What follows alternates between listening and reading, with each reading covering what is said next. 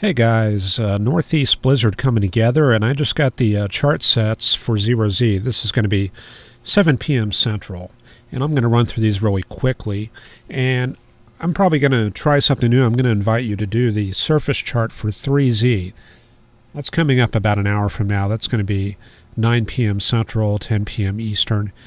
If you want to try doing the surface chart, I'm going to do that also. I'm going to actually do that with the tablet, and we can compare and kind of see how that looks. And the surface chart that I'm looking at, that we're going to be looking at, is going to be for the Carolinas, Virginia, and you can go to College DuPage, or let me see here, there's another site. You can go to weathergraphics.com/WX, and there will be a menu here. Let me close this browser here. If you scroll down, there's going to be some links here. You can go to this UCAR, and I would probably pick Charlotte here, CLT. So you can analyze that if you want, or you can use Digital Atmosphere, or another site is the Aviation Weather Center METARS. They've got plots there, but you can give that a try if you like, and see what we come up with an hour from now. Looks like some pretty good weather there, and I'm not going to spoil it, but I can see the cyclone there pretty good. Let's look strictly at the upper air for now. This will give us the top-down master solution to what's happening.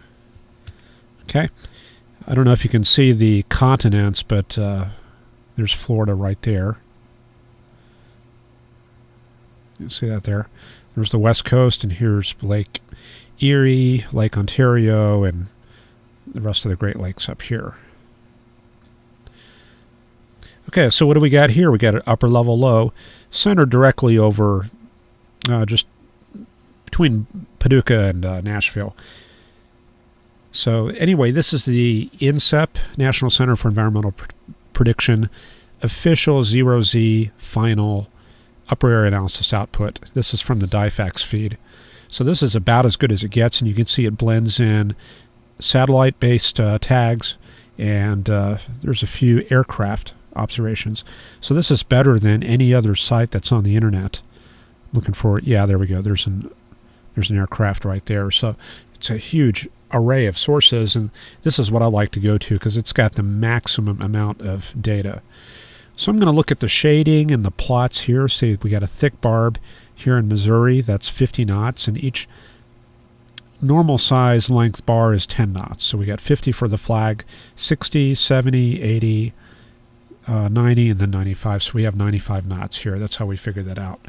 So I'm looking for the strongest winds, and that appears to come down from Iowa through western Arkansas, and let's see, around through southern Georgia, and then up through Virginia, and it looks like through Connecticut right there. So that's the polar front jet. And it looks like it's also picking up the subtropical jet. Let me back out of this and see if I'm picking that up. Yeah, I am. Okay, I'm going to have to draw that. So there's the polar front jet. This is 300 millibars. This is up at 30,000 feet. And it looks like it's picking up a little bit of the subtropical jet, kind of like that. That's over southern Florida. So two jets here kind of combined. What does this mean in terms of weather? Well, the polar front jet is tied very closely to where the triple point is, and I've talked about that in previous videos. If we have no surface data to go on, or no surface data, we can use the upper level data to kind of figure out what's going on. We take where the trough is, and that's going to be about right here. We're looking for the maximum curvature. And then the ridge is going to be around here. That's the maximum anticyclonic curvature. And then we have an inflection point, which is in between. That's about like that. That's where the curvature turns from cyclonic, like that, to anticyclonic. So it's kind of right in this area, the inflection point. The triple point is usually found at that inflection point, which would be right there in North Carolina. We would expect to find it about right there, and we would expect to find the cold front kind of trailing back towards the cool air from that, and the warm front like that. And this is just a rule of thumb to kind of get you started. if the surface charts are confusing, I like to go up to this upper air chart and start there, because especially when they're over the Rockies, it gets very difficult to figure that out. So I like to start with the upper air chart, and that kind of clues me in exactly where I'm going to find the fronts, because if they're tied into here in the upper air charts, then your surface chart based on that is going to be meteorologically sound. So we're going to expect to find the frontal system in the Carolinas. Not down in Florida or Georgia, because the upper air charts don't support that. Anyway, so this will kind of clue you in on what we're going to see next hour. So things are definitely coming together in the northeast. Elsewhere, we've got a large ridge across the northern plains and another system out to the west. I don't know if that's picking it up, but that's off the coast of California. And then very quickly, time just flies going through these charts, I tell you. Okay, there's the 850. I'm going to skip that. We're going to go top down, so we're going to go to the 500. Here's the 500 millibar chart. So we're looking at the very same area. I'm going to outline the coast. 500 millibars is up at 18,000 feet usually. Depends on the thermal structure of the atmosphere. But it's showing a similar pattern. We've got an upper level low over Nashville. And we're going to expect to find, as we go down, we're going to find the upper level low shifting towards the warm air. So as we go to 500, we find it right here. As we go to 700, we should find it maybe in the western Carolinas, 850 maybe over the central, and then as we get to the surface, probably somewhere in this area. So that's what we call the stacking of the upper level lows, but this is more like tilt, so it tilts towards the cold air with height. And tilting of an upper level low like that is a good sign of a baroclinic system. Barotropic systems, they tend to stack vertically. They have very little tilt, so you find the upper level low in the very same area. So what does the 500 millibar chart tell us? Well, we're going to find the polar front jet kind of in the same area, kind of like that. We can use that to kind of reinforce what we see on the 300 millibar chart. But also the maximum curvature, that kind of keys us into where there's important processes going on.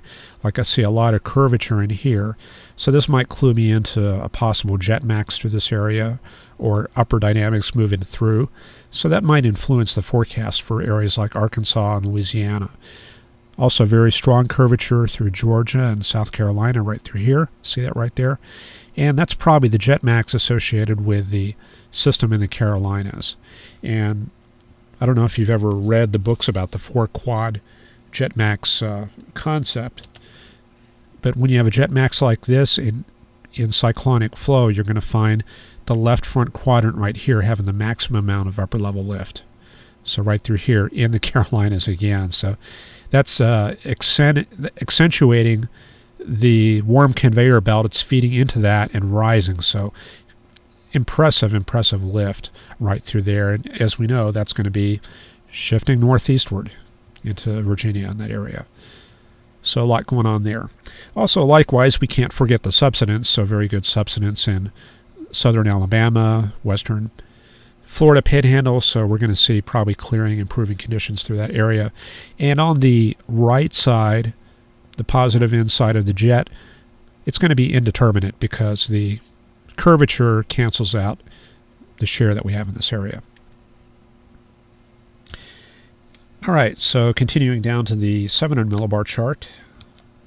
And at the 700, there's 850. I guess I probably didn't capture it, but it's no big deal.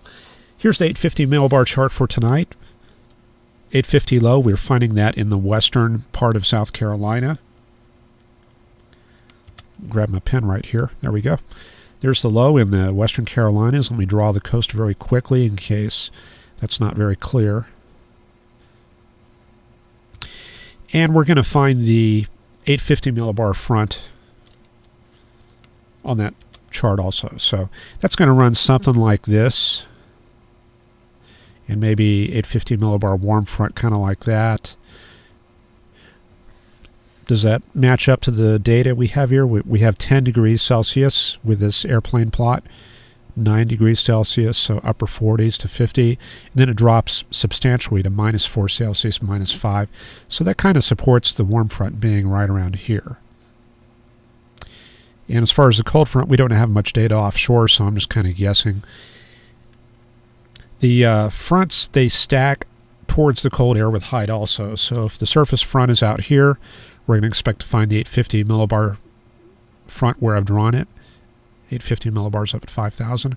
And we'd probably see the 700 millibar front looking like that, and then it would probably start losing definition as we get higher and higher. It would kind of fold maybe into the upper level low somewhat. Let's see here. Substantial cold air advection coming off the coast, and that's giving us all that cold air advection straticule we've got in the Gulf right now. So a lot of that going on. And other than that, let's see. The only other important thing I want to show you on this, let me draw the fronts again, is the warm conveyor belt. That's that ascent of very moist air coming from the Gulf Stream. Very strong evaporation out in this area. And we can also figure out the dew points. We take this dew point depression, you see that right there where it says 1, subtract that from the temperature, and we get a dew point of 9. So dew points at this level are about 48 Fahrenheit. Here we have 5 Celsius for dew point. 8 minus 3 is 5. 41. So that's pretty rich air. And as we go lower, it's probably even richer. We probably got 50s dew points. And all that is feeding northward, ascending along the frontal boundary, and linking up with that strong upper level lift through that area. So a lot going on right there. So quite a bit here on these charts, and we haven't even looked at the models. So this kind of gives you a foundation on what you can expect when you go to the models and see if everything is kind of like timed up and in the right positions.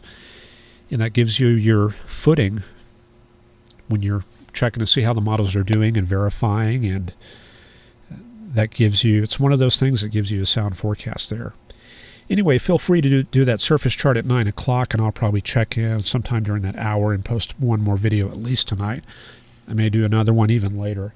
And we'll kind of compare notes with that 9 o'clock analysis and have some fun with that. Anyway, we're just kind of messing around and got a lot of weather to look at, and I figured I'd put up some videos. And I'm sorry if I don't get to all the comments on the channel. I'm kind of doing this, trying to make time to do this as I have time available. Anyway, I appreciate you watching, and we'll see you a little bit later.